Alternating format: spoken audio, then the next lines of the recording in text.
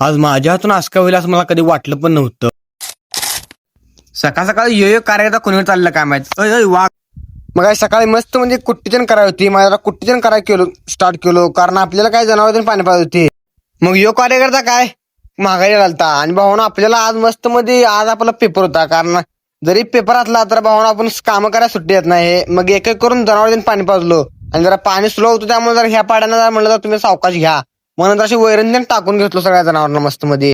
मग ते सर्व काम जनावर अशी कपडे त्यानं गाठलो कॉलेज जायला आणि भावानं आपल्या हातून दूध गेलं. घरातले काय काम लावले नुसती बोंबा बोंबजो आणि ह्यातले काय तिघजण चाललेले. ह्याच्यातल्या सुशांत भावाला म्हणलं भावाला प्रश्न विचारला मगाच कुणी चालला भाऊ म्हणला राहू दे रे आबरू काढून उचल. भावानं डायरेक्ट पेपर सुटला ब्लॉग घेतलो. मग जरा पेट्रोल पंपावर गेलो. आता पेट्रोल पंपावर गेलो म्हणजे आता गाडी टाकी तर फुल केली पाहिजे. मग आता गाडी टाकी तर अशी फुल करून घेतलो. तोपर्यंत आयच्यांचा फोन आलता आम्ही कुंभारात आलो ये म्हणून. आणि यो कार्यकर्ता आपल्याला एकदम मागणं ओढला ओ ब्लॉगर म्हणून. मग म्हटलं कोण आहे तर बघा म्हणलं ह्यो आहे बघा सागर भंडे भाऊन. याला कुंभारात कोण बी ओळखतंय नाव घेतलं तर. मग तिथून दायतीने आलती. मग त्यांना जरा पुढे एका 100 मीटर अंतरावर आपली टू व्हीलर घेऊन त्यांना साईडवर मापत आणायचं आहे होतं.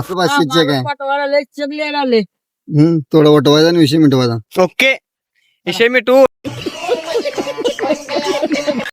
मग तिथून डायरेक्ट साईडवर जाऊन असं मस्त मध्ये पोहोचलो.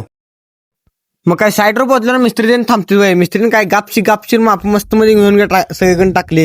मिस्त्रीला म्हटलं मापचे व्यवस्थित घेऊन टाका मस्त मध्ये. मग त्याने जायला स्टार्ट केले. सगळ्यांना बाय बाय वगैरे केलो. चला आणि ह्यो आहे भावी फौजी. ह्याला आपल्या कॅन्सर पडे सोडवता कारण ह्यो चालला तर सांगला.